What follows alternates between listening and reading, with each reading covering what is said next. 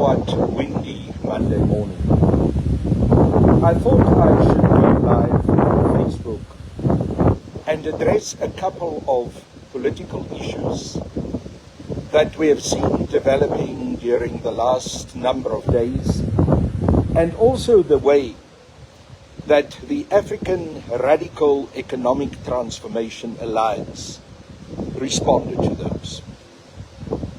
You must have noted that we decided to participate in the drugs-free South African March on Friday that went to the Union Buildings.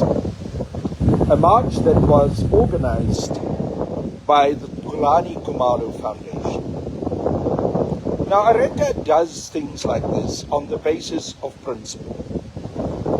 Not because we necessarily agree with everything that the Kulani Kumalo Foundation stands for, and certainly we did not want to get involved in some of the controversy that played itself out around this march. Those are issues that happened in an environment that we had nothing to do with. We simply joined on the basis of principle. And our principled position is that the drugs situation in South Africa is indeed a crisis. That we need as a community to speak out because our communities are being ravaged by drugs. It is correct to take that matter to the doorstep of government, of the President, to the Union Buildings. And we need to address the issue of drugs and also the selling of drugs by mafia drug lords very seriously. We need to address the issue of corruption within the South African Police Service, the lack of action that are being taken against drug lords, the manner in which our porous borders and also the large numbers of illegal, undocumented foreigners that we have in South Africa contribute to this drugs crisis. It doesn't help to beat around the bush. It doesn't need to ignore these issues. We always need to do a proper socio-economic analysis of what contribute to our problems. And it must always be based on a clear ideological foundation. It is from the foundation of radical economic transformation. And as that policy of radical economic transformation is articulated in our 10-point plan, the ARETA 10-point plan to save our country, that we decided to participate in the drugs-free South Africa March on Friday. We didn't go there to display our colors. We respected the call by Kulani to wear black, and we did so. But we did go there stating that we care about our communities, that we want the issue of drugs addiction, but especially the peddling of drugs by all kinds of mafia gangs that are involved in government, that are involved through corruption with the South African Police Service. And also the issue of the role that illegal undocumented foreigners play in this whole terrible disaster that has befallen our nation, and especially our youth. We understand that the problems that we have with drug addiction also relate to this capitalist economic society that we live in. The manner in which young people are being exploited, the new liberal economic policies that over years have been adopted on an increasing scale of selling out by the African National Congress, and the way in which that contributed to young people feeling that they do not have new horizons, that there's no light at the end of the tunnel. And because of all of that, they also end up in drug addiction. So we need to understand this whole issue in the full socio-economic environment of capitalist exploitation, of neoliberal economic policy sellouts, of the huge amount of unemployment amongst our youth, the highest in the world. And only when we address all of those issues, together with also making it a law and order issue, insisting that we need to strengthen our laws to act against drug lords, to make sure that those who are arrested for drug crimes are not able to get bail. And when they do get sentenced, they get long, severe sentences. And it is not easy, if at all, for them to go out on parole. That was the principled position and reason why I led a number of members of ARETA to participate in that drugs-free South African march to the Union buildings. And that is also why last night we hosted an In My Crosshairs X space, reiterating all of these issues. Now let me turn to another matter. I've been asked why I did not attend the funeral of Nkosi Mangosuthu Buthelezi.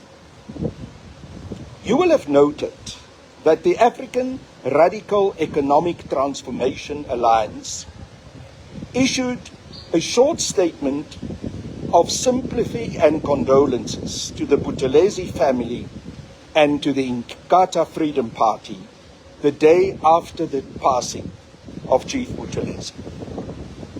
We subsequently discussed in the National Working Board of ARETA whether I, as the president of ARETA, should attend the funeral of Nkosi Buthelezi.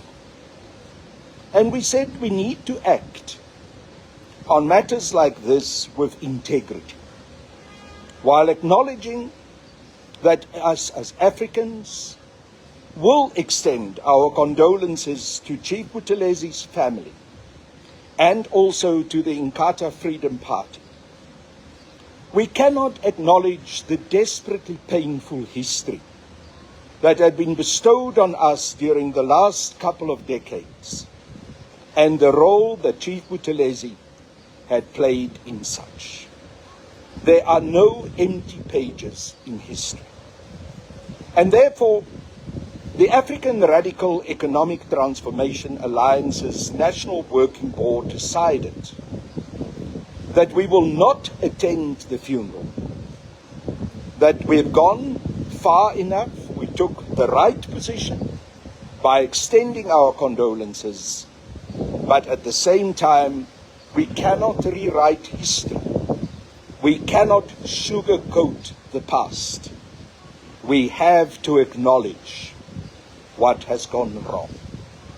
So let me conclude this issue by saying we've taken a carefully principled and balanced position, and we stand by that.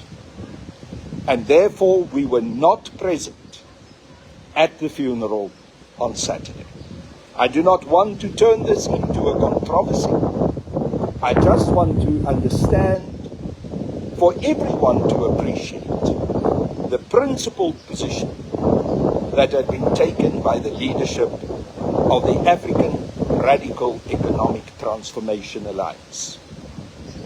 We have said throughout that ARETA will be based on political principle and political ideology, not on the whims of individuals, not on the basis of having people in our organization who see themselves as celebrities, but that we will present to the South African population And to the voter who we want to vote for us, since we are registered as a political party, a principled political organization with a clear ideological program of action.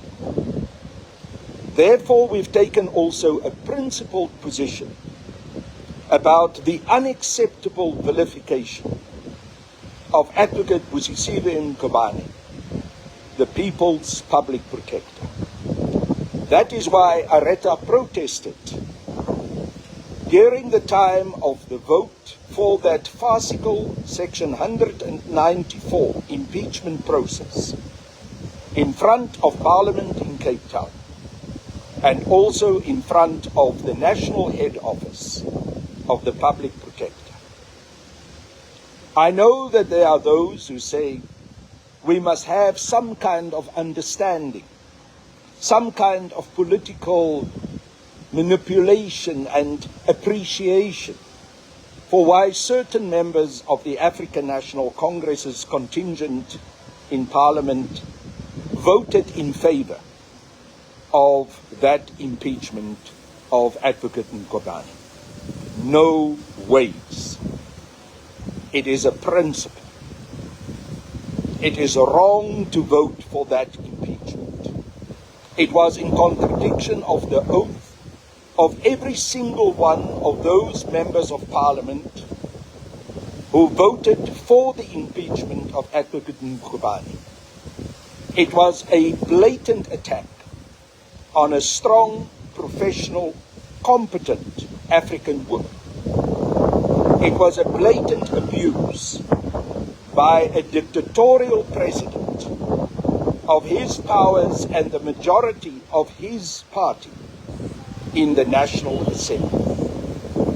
It was an attempt to escape accountability, because none of us must forget how Advocate Mngubane was suspended the day after she sent 32 critical questions to Cyril Ramaphosa about that Pala Pala Farmgate scandal and the criminal activities associated with it. We as Areta will not compromise on this issue. We will continue to call out those who voted in favor of that impeachment. They should be ashamed of themselves. They acted in a politically expedient manner. They were taking care of their salaries, of their income, and not standing by their principles. There are even some of them who abused the principles that they themselves, who contravened the principles that they themselves, just a few months ago, articulated so clearly. But then suddenly they stand up and now try to argue to all of us that a new set of understanding, a new set of manipulation, of ducking and diving must be accepted. It is unacceptable. The action was a sellout action. Areta protested against it, and we will continue to denounce it.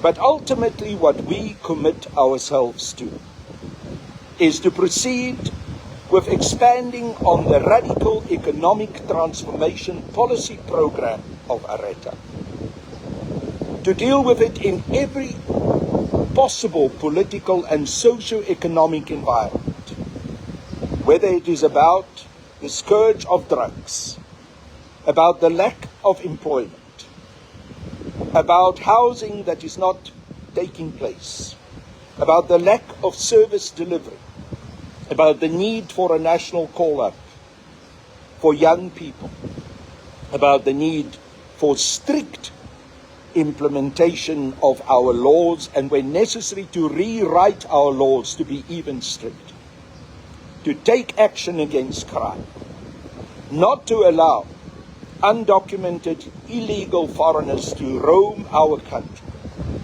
but to insist, like every other nation with its sovereignty in place, that undocumented illegal foreigners must be apprehended and must be returned to their countries of origin. We will continue to build our policy program, our future election campaign, and the election manifesto that we will present to the people of South Africa on the basis of that strong ideological foundation.